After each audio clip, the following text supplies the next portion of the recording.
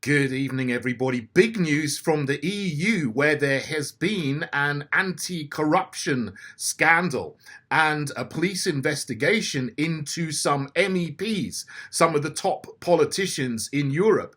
And 5 of them were arrested earlier this weekend, and 4 have been charged with corruption, including someone called Eva Kaili, who's apparently a Greek socialist MEP who was a vice president of the European Parliament.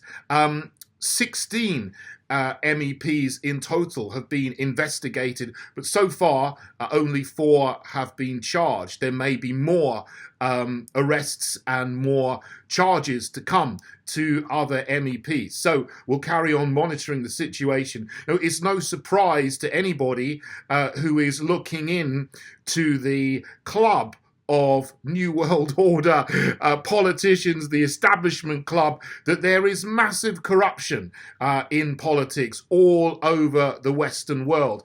We have the illusion that the West is somehow corruption-free, but it's not. It's big and it's massive, and it's probably even bigger than the ostentatious kind of corruption that some African nations have been famous for in the past. I mean, what you see in some countries in Africa, you did see, is that corruption was so brazen. You get a president who would embezzle millions and millions of dollars of money and then build themselves a palace, like 10 times as big as anybody else has got in the country.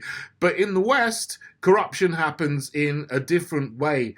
Sometimes it is through elected politicians giving their mates contracts or getting contracts for their own business. There's the case in the UK at the moment of someone in the House of Lords being questioned quite heavily about receiving contracts during the lockdown period.